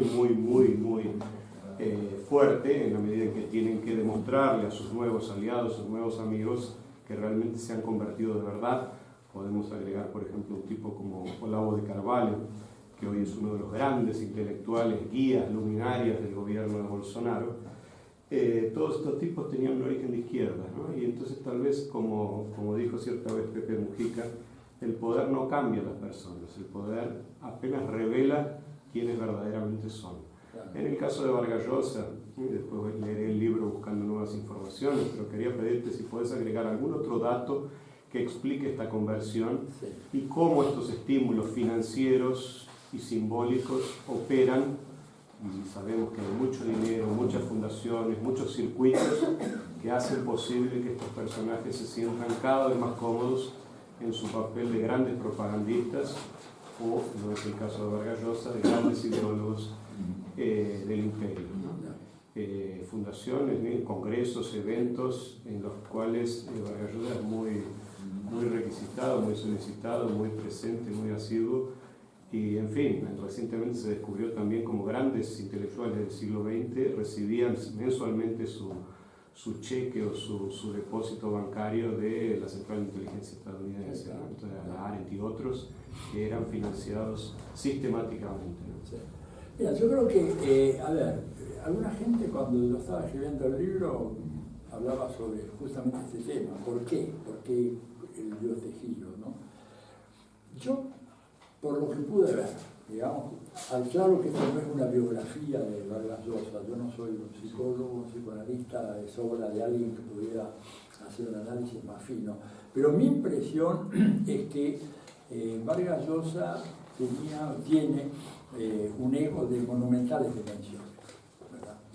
Y pienso que más que la seducción del dinero, en él lo que fue decisivo fue su vulnerabilidad ante el halago, ante el reconocimiento, ante la palmada afectuosa, el reconocimiento que de alguna manera él sentía que los gobiernos de izquierda, que en esa época, la Revolución Cubana y punto, no le daban, o sea, su afán de reconocimiento es insaciable. Digo, para que alguien escriba 3 libros autobiográficos, tiene que evidentemente tener un ego, pero real, por eso digo yo, fuera de escala, ¿no es cierto? Que después de eso, y ese ego además fue estimulado muy hábilmente por la derecha, por la CIA a través de Mir Rodríguez Monegal, de la revista Portes, de la revista Nuevo Mundo, todas creaciones de la CIA en la década posterior al triunfo de la Revolución Cubana. O sea, no nos olvidemos que el imperialismo existe y que lo cultural también tiene una importancia decisiva. Y hay ahí, creo que está citado en este texto, no estoy seguro porque tuve también que dejar, porque la cantidad de material da como para hacer un segundo tomo de esto, ¿verdad? Pero ahí tuve una conversación de Rodríguez Monegal, que era el director, un poco un agente de la CIA en el terreno latinoamericano, hablando del premio Rómulo Gallegos que le acababan de dar a Vargas Llosa en Venezuela en 1967. Y creo, no sé con quién habla, diciendo, bueno, con este premio Marito va a estar más susceptible a escuchar lo que nosotros le queremos decir y va a dejar un poco de seguir teniendo esa admiración incondicional por la Revolución Cubana, esto. O sea, ellos venían trabajando sobre él, detectaron muy bien la vulnerabilidad de estos personajes.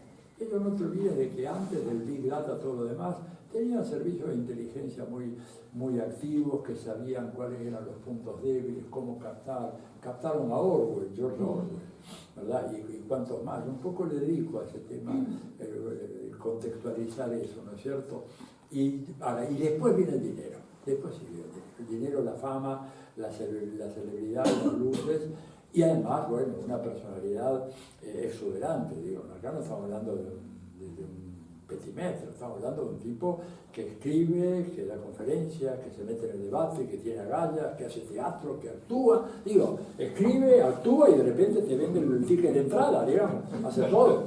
Vargas Llosa en el sentido admirable. Es decir, en el sentido admirable.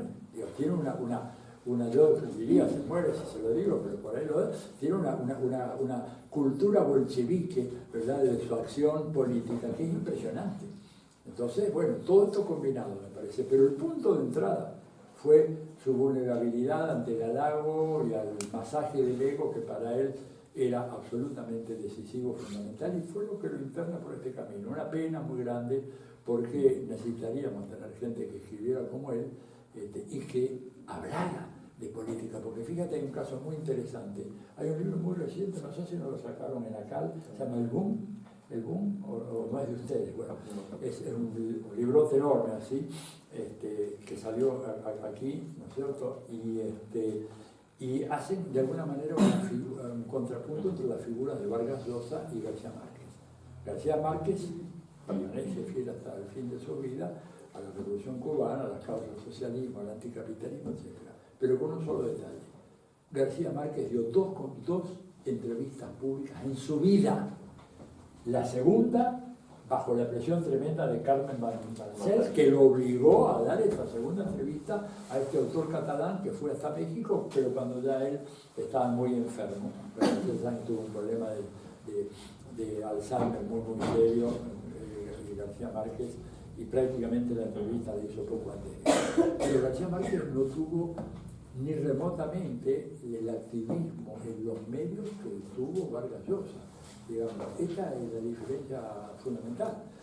Incluso Julio Cortázar, que podría haber sido, pero mucho menos, nada comparable a lo de él.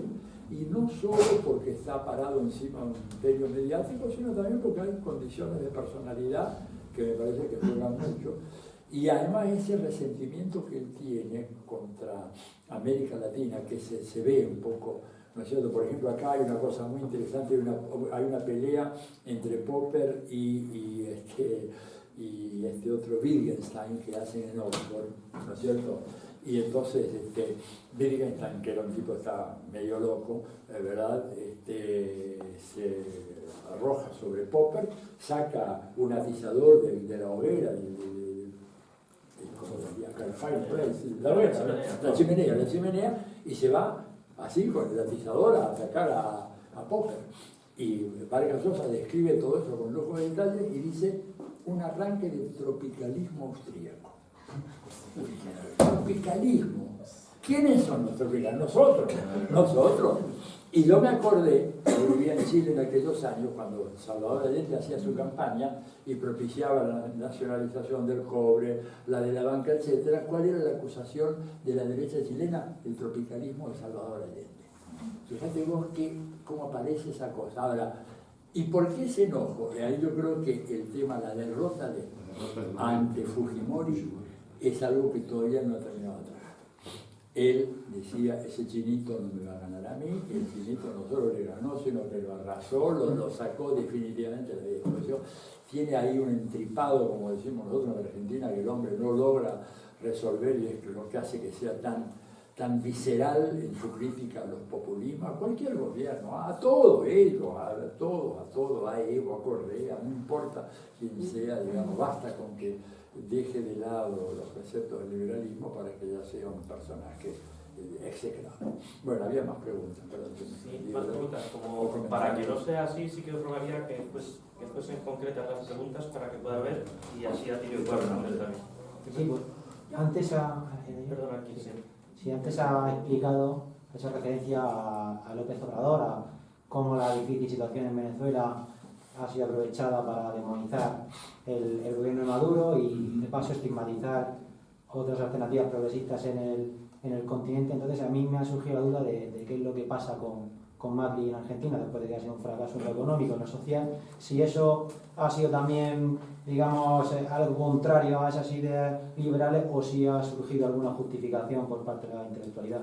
Mira, básicamente la intelectualidad que ha estado acompañada a Macri dice que hay que esperar, que esto toma su tiempo, de que no es una cosa de la noche a la mañana, de que hay que apagar la gran fiesta que hizo el populismo durante 12 años. Lo grave del caso es que gente de pueblo, de favelas, de Villa Miseria, etcétera, hablando con ellos, yo, más o menos te dicen lo mismo. No dicen, oye, pero qué mal que está la cosa, y dicen, bueno, que esos 12 años dorados, claro, no podía ser gratis. O sea, ese discurso ha penetrado muy profundamente, aún en las capas más populares, más condenadas por el neoliberalismo. Sin embargo, lo que pasa es que el bombardeo mediático es de tal nivel que es muy difícil acercarse a eso. Les parece el más elemental sentido común.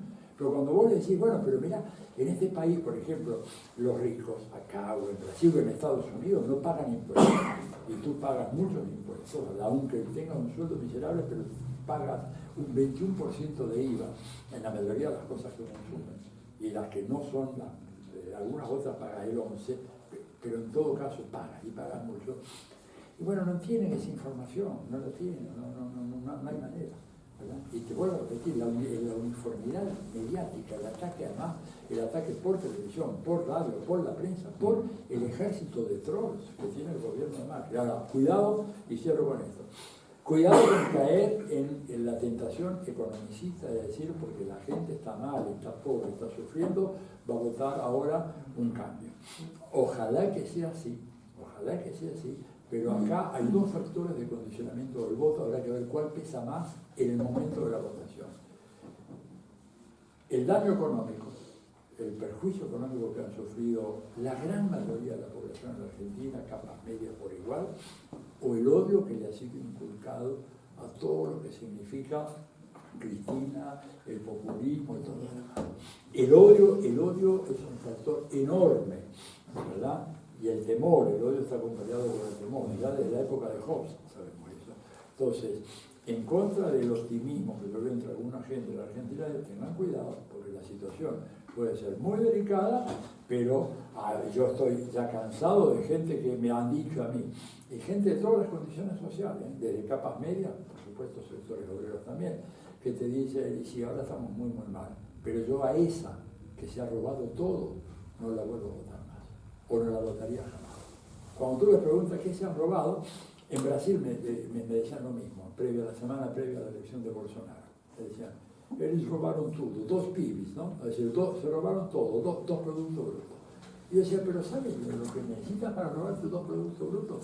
Hice un cálculo con unos amigos ingenieros navales. Me decían, mira, para poner, porque en el caso argentino, 450.000 millones de dólares, necesitas por lo menos una flota de 5 supertanqueros petroleros llenados de billetes de acero. Y eso es difícil de hacer sin que nadie se dé cuenta, ¿verdad? ¿Cómo haces? En el caso de Brasil sería el doble, 10 supertanqueros. Entonces la gente se te queda mirando y dice, bueno, no, pero lo hacen con el smartphone. Trata tú de sacar con el smartphone apenas $10.000 de tu cuenta, si es que lo tienes, y mandarlo a otra cuenta y vas a ver las llamadas que vas a recibir, los correos electrónicos, hasta te pueden tocar el timbre de la puerta de tu casa. Si el sistema financiero internacional, para la gente común, ¿verdad?, está muy blindado. Para los grandes, las grandes empresas tienen toda una red de paraísos fiscales, eso sí, pero para una gente común y corriente como Cristina Fernández o Lula o Dilma, mover 900.000 millones de dólares, no dárselo, y además, ¿a dónde lo llevaron? ¿A dónde están? Fíjense que ahora, por ejemplo, en el caso argentino, la famosa ruta de dinero acá, el expediente fue cerrado porque no hay ninguna evidencia. Sin embargo, no importa, porque la gente sigue pensando que se robaron dinero. Entonces, cuidado con eso. Yo creo que hay que trabajar. Sí, adelante. Por acá, hermano. ¿Quién es? Ella. Adelante. Hola. Hola, Cate. Bueno, llegué un poquito tarde, pero me da la impresión que se puede leer tanto como historia del liberalismo, un pedacito, como por la propia historia de Vargas Llosa y el papel de los intelectuales como herramientas propagandísticas, ¿no? Me pregunto qué repercusión detectas tú que tienen intelectuales de este tipo realmente en los pueblos de América Latina, porque yo no me imagino en Venezuela que a la gente le importe ni pepino lo que diga Mario Vargas Llosa, ¿no? Entonces, ¿cómo es esa relación? O sea, porque tengo la impresión que el efecto es un efecto que se produce sobre todo en el caso español y europeo en particular, más que en América Latina, salvo en determinadas capas poblacionales de América Latina, ¿no? O sea, el papel del intelectual en relación con las luchas de los pueblos, pues no sé qué calado tendría hoy por hoy, particularmente en Venezuela.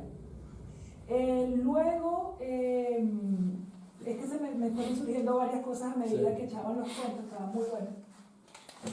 También me hacía la pregunta, se me fue el baifo, como dicen en Canarias. Bueno, eso lo primero. Y lo otro es que tenía cuando comentabas que el papel que podía jugar España como punta de lanza entre América Latina y Europa, creyendo más o menos entender desde qué perspectiva lo dices, a mí me genera mucho resquemor, porque también el papel que juega España como mamporrero de Europa hacia América Latina es terrorífico. Claro.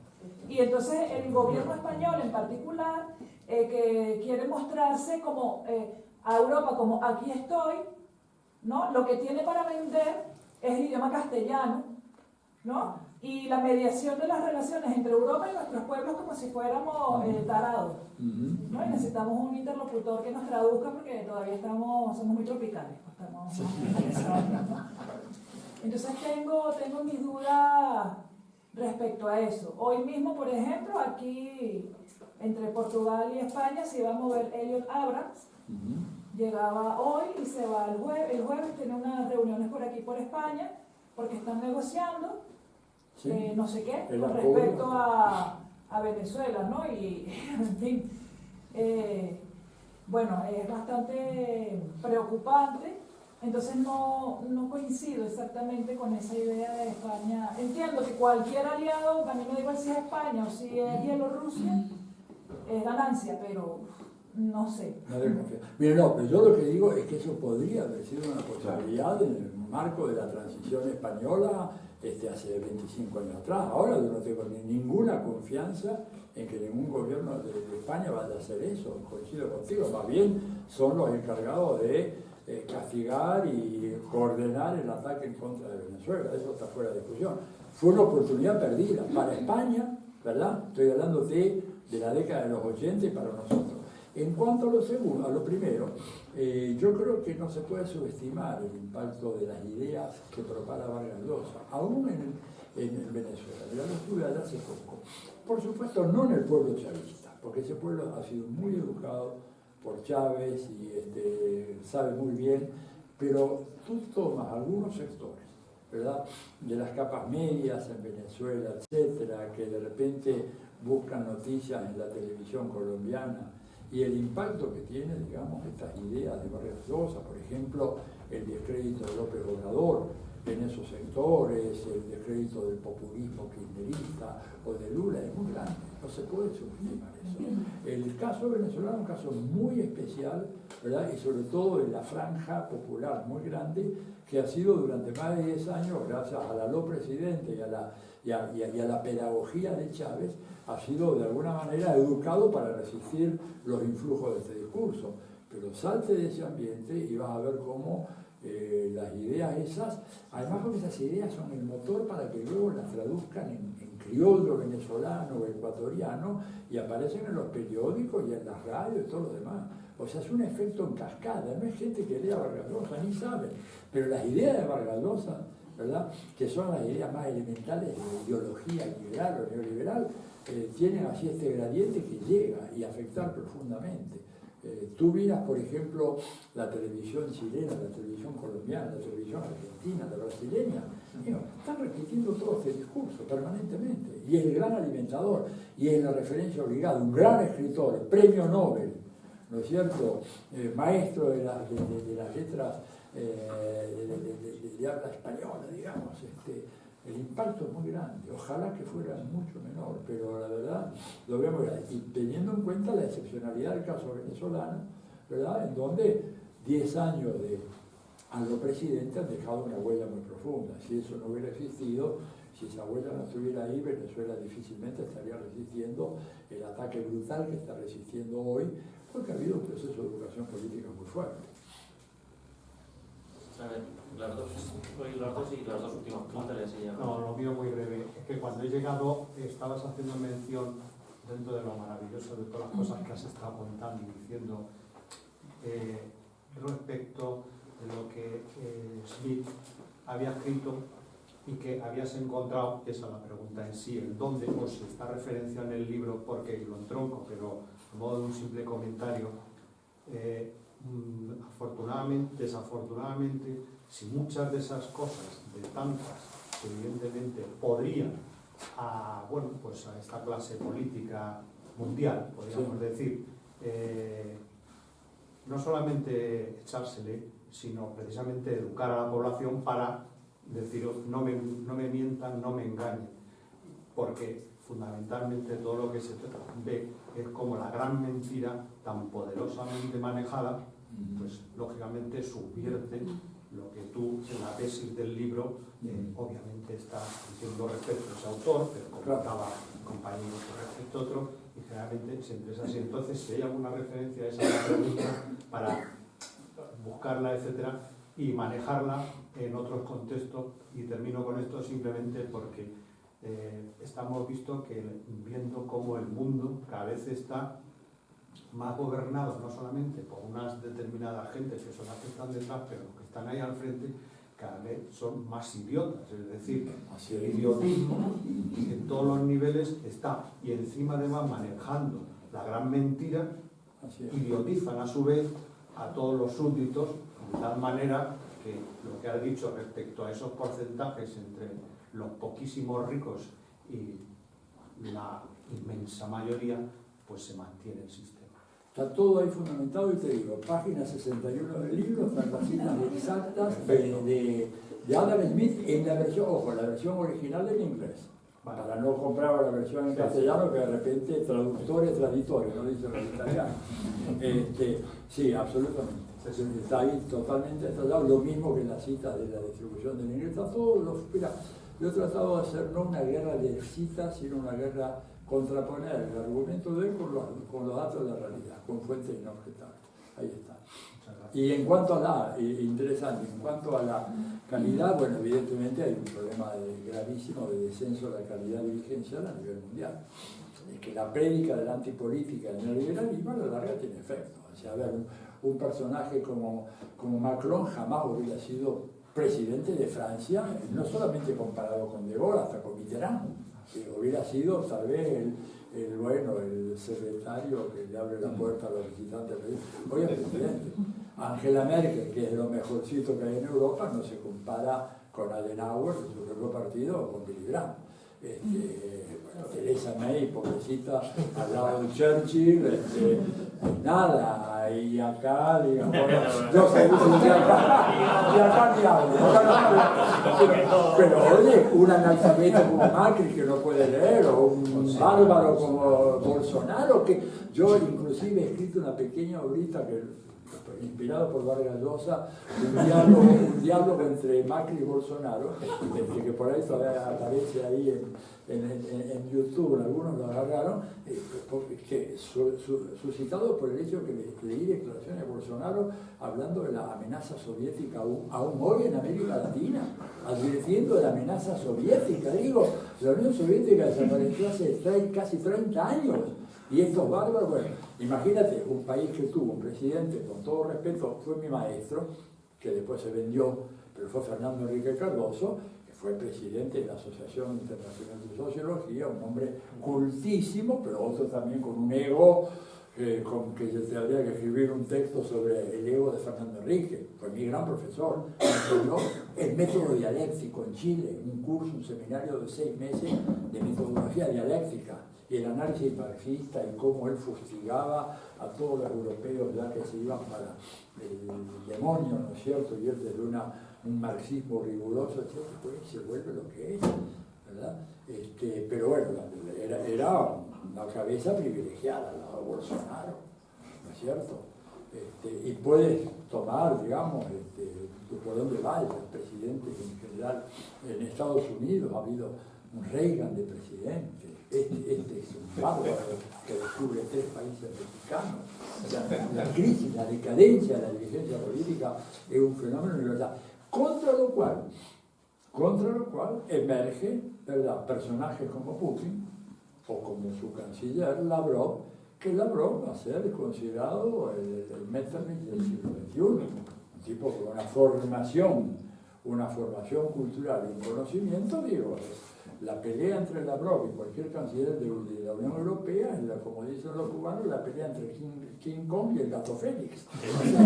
Claro, no hay posibilidad ninguna, ya simplemente un golpe así desaparece, Lavrov no tiene con quién hablar. Pero luego para eso están los medios occidentales, para cuando llega un personaje de estos que tiene mucho más valor político y geopolítico que toda la Europa occidental junta, y sobre todo como está, ridiculizarlo, caricaturizarlo, mediatizarlo, infantilizarlo y nada. Curiosamente, porque es que últimamente, y ahora doy paso a tu pregunta, un momentito. Un par de libros que nosotros hemos publicado de Augusto Navarra, que fue embajador de aquí, sobre geopolítica, o de un periodista que fue corresponsal de La Vanguardia en Rusia, Rafael Boch, donde nos viene a decir: ojo con Putin y ojo con Rusia, las cosas que se cuentan son todas mentiras y falsas. Rusia es una potencia, y precisamente como es una potencia, que además Estados Unidos está rodeando de bases, a una distancia que ninguno toleraríamos que nos rodeasen de bases a 20 kilómetros de nuestras fronteras, a 100 que la están rodeando, y eso por medio de más, ojo, que esto no es el señor que sale bañándose en un lago frío, etcétera, etcétera, que es lo que nos están diciendo, que tiene mucha más intuición, y por eso, como le tienen muchísimo miedo, lo ningunean y se calla y se silencia. Perdona. No, está muy bien, coincido totalmente. Pero es que de verdad esto tiene mucho que ver con el proceso de estupidización global que estamos viviendo a todos los niveles, en la universidad, en la educación, en las escuelas, en el cine, en la cultura, en los medios de comunicación, no voy a decir, o sea, de los generales no se salva a nadie, etcétera, etcétera, en la política y en todo, sí, todo va encaminado al mismo sitio. Siempre mantener y eso, y hacer que pensemos con eslóganes a través de Twitter, lo que se dice en Twitter que es un eslogan de 140 caracteres, esa es la idea, que nadie tiene una capacidad de ir más allá, o de, como dice, ha hecho Atilio aquí en el libro, no, aquí doy una idea, pero ahora va, ¿por qué la doy? Por esto y por esto, y lo argumento con esto y con citas y demás. Perdona, la última pregunta que sí. Dos preguntas, una pregunta y una reflexión breve. Quizá sea un debate demasiado europeo, ¿no? Pero se ha hablado un poco de lo que está muy presente, lo que se viene a llamar el debate sobre la trampa de la diversidad, ¿no? Sobre cómo el neoliberalismo está fragmentando lo que es la identidad de lo que es la clase trabajadora, ¿no? Que si pudiera desarrollar un poco eso. Y luego, por seguir un poco el hilo que ha mantenido durante toda la conferencia, ¿no? También un poco por centrarnos, que también es verdad que el tiempo purga bastante, ¿no? Realmente esa crisis de la intelectualidad la podemos decir nosotros ahora porque la estamos viviendo, pero seguramente 2 generaciones anteriores también hablarían de su propia crisis de la intelectualidad, ¿no? Hablarían de bajo nivel de sus políticos, etcétera, o incluso que nos vamos más atrás, pues incluso hasta de Sócrates que dice lo mismo, y un poco por separar la paja del grano de si realmente está produciendo esa crisis de intelectualidad o una percepción del tiempo presente en el que vivimos. Bien, mira, yo creo que el tema de la diversidad es un hecho, ¿verdad? El problema es, bueno, si esto cancela otras diversidades y otras diferencias que han sido ocultadas. O sea, es indiscutible hoy que vivimos en un mundo en donde la fragmentación de todo lo que podemos llamar de manera muy provisoria, como un telegrama, el campo popular o el universo popular, es tremenda. Una fragmentación impresionante. Tú nomás te vas un siglo y medio atrás, ¿verdad? Y el campo popular tenía fundamentalmente obreros, campesinos y algunos trabajadores urbanos, ¿verdad? En la época en que Marx y Engels escriben el manifiesto, bueno, los sectores populares eran fundamentalmente esas dos categorías. Hoy en día, el universo popular se ha hecho extraordinariamente complejo, mucho más. En primer lugar, porque el proceso de trabajo ha cambiado tanto que ya el obrero calificado, ¿verdad? El trabajo de 8 horas, un trabajo con contrato y sindicato y todo lo demás, es prácticamente una especie, no te digo en extinción, pero que ha venido disminuyendo radicalmente su presencia. Pensar el caso de Estados Unidos, por ejemplo, el sindicalismo norteamericano, que en la década de los 30 tenía 1 de cada 3 trabajadores cubierto por sindicato, hoy en día 7%. O sea, prácticamente un país que no tiene ya más sindicatos. Y de ese 7%, la gran mayoría son trabajadores del Estado. La empresa privada prácticamente no tiene sindicatos. Y además porque hay una política específica promovida por el gobierno, ¿no es cierto?, de Reagan, que Obama no eliminó porque era una orden ejecutiva que él podría haber eliminado, que autorizaba a las empresas con más de 50 trabajadores a instalar en sus recintos una oficina de consejería legal para aconsejar a los trabajadores las inconveniencias de afiliarse al sindicato. Entonces, eso así digamos, al estilo americano, no frontal. Bien, entonces, claramente, esa diversidad. Ahora, la misma uno podría decir, bueno, muy bien, hoy en día el universo popular es muy extraordinariamente diverso, porque hay diversidad de género, diversidad de identidades culturales, de inserciones urbanos-rurales, todo lo que vos quieras. Pero hay algo en común que se ha acrecentado, y es la subsunción de todo ese enorme y complejo y diversificado universo a la lógica del capital, cosa que antes tú no tenías. Es decir, por eso un autor como Sami Navid o François Outard, por ejemplo, que trabajaban juntos acá en Bélgica, en el centro tricontinental, escribieron muchos textos planteando de que por primera vez en la historia del capitalismo el proletariado en su complejidad, no en el núcleo originario, obrero, fabril, etc., pero el proletariado como todos aquellos que debemos vender nuestra fuerza de trabajo para poder sobrevivir, se ha ampliado a una escala sin precedentes. Ahora, tenés un problema. El otro era un proletariado más pequeño y más homogéneo, más fácilmente organizable.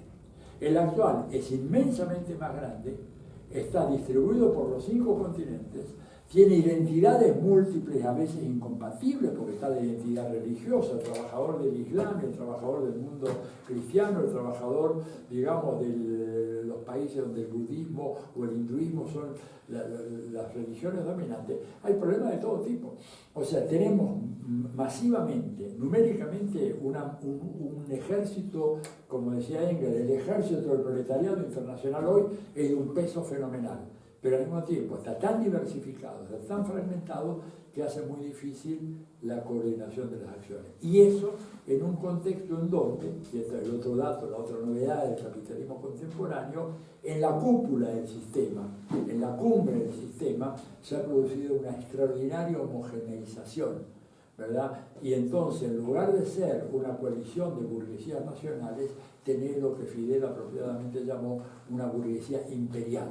Es decir, una burguesía que no es ni americana, ni española, ni francesa, ni alemana, sino que está todo entremezclado, y en donde evidentemente Estados Unidos representa políticamente esa burguesía más que cualquier otro Estado, pero esa burguesía no es la burguesía norteamericana solamente, es una burguesía que está organizada, ¿verdad? Y que tiene además estructuras permanentes de organización, agencias de socialización política, de comunicación, se reúne periódicamente en Davos y toman decisiones, ¿verdad? Y tienen centros de tanques de pensamiento en Europa, en Estados Unidos, en Asia, en todas partes. O sea, La situación es un proletariado mucho más grande, mucho más difícil de organizar, penetrado por el discurso de la antipolítica, y que hay que tener eso muy en cuenta, lo cual favorece la selección negativa de los liderazgos políticos, y una burguesía imperial mucho más cohesiva. Por eso es que se sostiene este sistema con contradicciones que en otro momento lo hubieran hecho estallar. Y en cuanto a la calidad de la dirigencia y todo lo demás, yo creo que sí hay que pensarlo siempre históricamente, tienes razón, pero me parece que hay un declive generalizado, ¿verdad? Que es indiscutible, yo creo que es indiscutible, y que tiene que ver con el auge, digo, en la medida en que el neoliberalismo ha impuesto la creencia de que la política es corrupta, es sucia, es miserable, es digna de personajes que salen de lampa de ladrones, es difícil poder llegar a tener una selección, digamos, de gente, bueno, que tengan buenas intenciones, que se involucren en la vida política. Y por eso no es casual esto que estamos viendo, esta declinación, que le puede agregar a países como Suecia, donde la distancia entre Olof Palme y sus sucesores es inmensa. Digo, ¿por dónde miren? ¿Por dónde miren contra esto? Bueno, por eso, por ahora. Bueno, 7 a las 9 de la noche. Pues yo creo que ya va a terminar.